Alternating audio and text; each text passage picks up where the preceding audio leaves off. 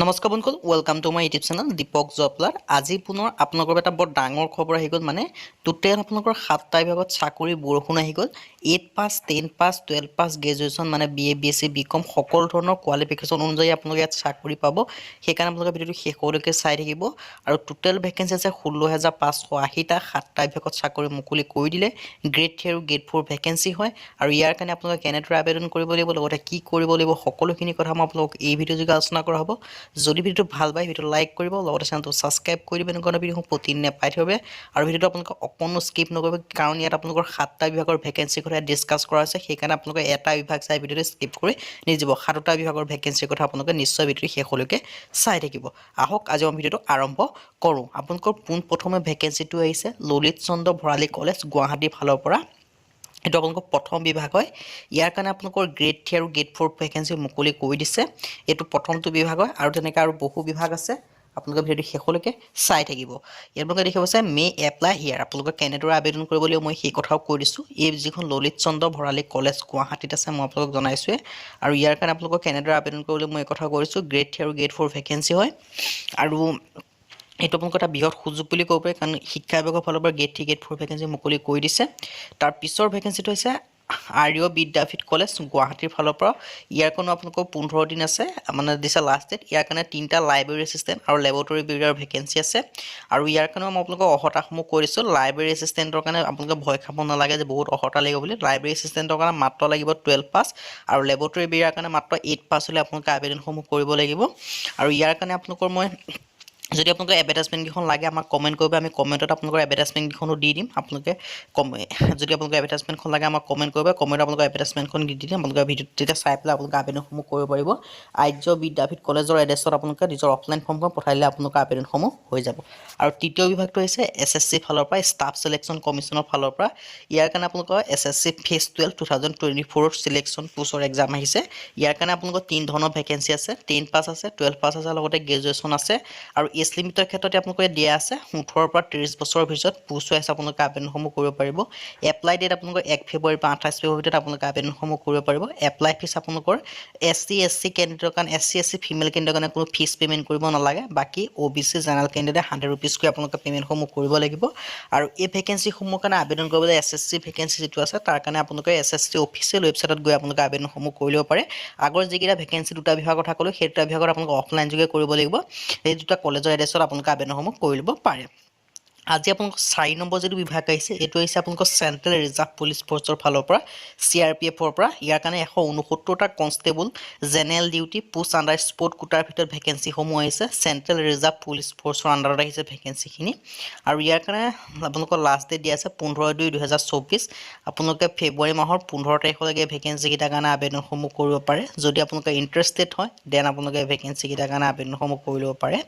আৰু তাৰ পিছত আছে ইণ্ডিয়ান কোষ্ট গাৰ্ডৰ ফালৰ পৰা ইয়াৰ কাৰণে 260টা নাবিক জেনেৰেল ডিউটি ভেকেন্সি আছে ইয়াৰ কাৰণে আপোনালোকৰ 10 পাছ হ'লে আপোনালোকে ভেকেন্সিসমূহৰ কাৰণে আবেদনসমূহ কৰিব পাৰে ইণ্ডিয়ান কোষ্ট গাৰ্ডৰ কাৰণে ইয়াৰ কাৰণে আপোনালোকে এপ্লাই অনলাইন যোগে কৰিব লাগিব আৰু ইয়াৰ কাৰণে আপোনালোকে অনলাইন এপ্লাই কৰিব লাগিব কেনেদৰে আবেদন কৰিব মই কথা কৈ দিছোঁ যেটো ইণ্ডিয়ান কোষ্ট গাৰ্ড বুলি গুগল বা ক্ৰমত সাৰ্চ কৰি আপোনালোকে আবেদনসমূহ কৰি ল'ব পাৰে তাৰ পিছত আছে ইণ্ডিয়ান এয়াৰ ফৰ্চৰ ফালৰ পৰা ইয়াৰ কাৰণে আপোনালোকৰ অগ্নিবীৰ ভেকেন্সি আছে আৰু অগ্নিপথ স্কিমৰ ভেকেন্সি আছে ইয়াত আপোনালোকৰ 10 পাছ 12 পাছ কেণ্ডিডেট আবেদনসমূহ কৰিব পাৰে ইণ্ডিয়ান এয়াৰ ফৰ্চৰ অফিচিয়েল ৱেবছাইটত আপোনালোকে আবেদনসমূহ কৰিব পাৰে ডিটেইল যদি আপোনালোকে এই ভেকেন্সিসমূহৰ কাৰণে যে আপোনালোকৰ ডিসকাস কৰিব লাগে আমাক কমেন্ট কৰিব আমি কমেন্টত আপোনালোকৰ ডিটেইলছ ভিডিঅ'সমূহ মানে ভেকেন্সিসমূহৰ কাৰণে ডিসকাস কৰি দিম আপোনালোকে দেখিব পাৰিছে আৰু ইয়াৰ কাৰণে আপোনালোকে এপ্লাই অনলাইন যোগে কৰিব লাগিব যদি ইন্টাৰেষ্টেড হয় দেন আপোনালোকে আবেদনসমূহ কৰি থাকিব পাৰে এই ভেকেন্সি কিটাৰ কাৰণে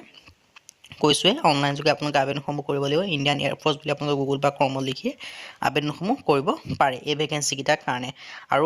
যেটো আমি নেক্সট যেটো ভেকেন্সি আহিছে যেটো বিভাগ ওলাই আছে আমি সেই বিভাগলৈ গৈছো ভিডিঅ'টো শেষলৈকে চাই থাকিব তাৰ পিছৰ বিভাগটো আছে director of women child and development আসামৰ ফালৰ পৰা ইয়াৰ কাৰণে লাষ্ট ডেট আছে 24/2/2024 মানে আপোনালোকে ফেব্ৰুৱাৰী মাহৰ 24 তাৰিখলৈকে আবেদনসমূহ কৰিব পাৰে ইয়াৰ কাৰণে 33টা ষ্টেটিষ্টিকেল এছিষ্টেণ্টৰ ভেকেন্সি আছে ইয়াৰ কাৰণে ওমেন আৰু চাইল্ড ডেভেলপমেণ্টৰ আণ্ডাৰত ভেকেন্সি খিনি আহিছে দেখিব পাইছে ICDS প্ৰজেক্ট ইণ্টাৰেষ্টেড এলিজিবল কেণ্ডিডেটে এই ভেকেঞ্চিসমূহৰ কাৰণে এপ্লাই অনলাইন যোগে আপোনালোকে কৰিব পাৰে দেন যদি আপোনালোকে ইণ্টাৰেষ্টেড হয় দেন আপোনালোকে আবেদনসমূহ কৰিব পাৰে ইয়াৰ কাৰণে আপোনালোকৰ কোৱালিফিকেশ্যন লাগিব কি লাগিব মই সেই কথাও জনাই দিম কোৱালিফিকেশ্যনসমূহ পোষ্ট গ্ৰেজুৱেশ্যন লাগিব বুলি ইয়াত উল্লেখ কৰি দিছে আপোনালোকে যদি ইণ্টাৰেষ্টেড হয় দেন আপোনালোকে এই ভেকেঞ্চিকেইটাৰ কাৰণে আবেদনসমূহ কৰিব পাৰিব ইয়াৰ কাৰণে আপোনালোকে অনলাইন যোগে আবেদনসমূহ কৰিব পাৰিব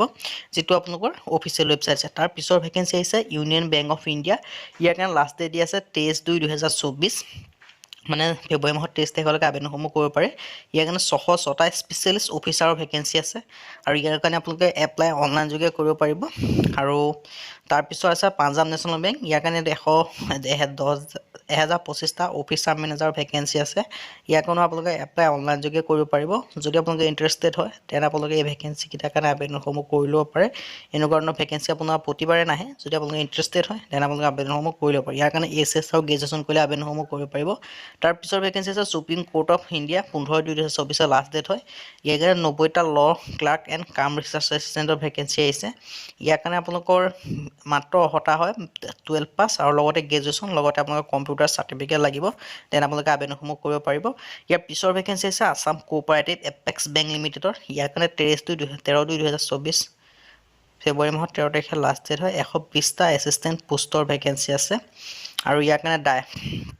ইণ্টাৰেষ্টেড কেণ্ডিডেট এপ্লাই অনলাইন যোগে আপোনালোকে কৰিব পাৰে ডিটেইলছ আপোনালোকৰ এডভাৰটাইজমেণ্ট লাগিলে আমাক কমেণ্ট কৰিবা কমেণ্টত আপোনালোকৰ এডভাৰটাইজমেণ্টখন দি দিম তাৰপিছতে যে state level police recruitment board আছামৰ ফালৰ পৰা কিছুমান ভেকেঞ্চি আহিছিলে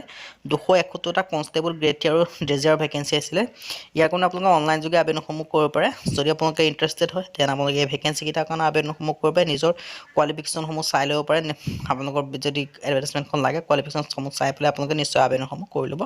পাৰে তাৰপিছত সেইটো কথা কৈছোৱে আজি ভিডিঅ' ইমানে যদি ভিডিঅ' ভাল পালে লাইক কৰিব লগতে চেনেলটো ছাবস্ক্ৰাইব কৰি দিব এনেকুৱা ভিডিঅ' প্ৰতিদিনে পাই থাকিব আজিলৈ পৰৱৰ্তী ভিডিঅ'ত লগ পাম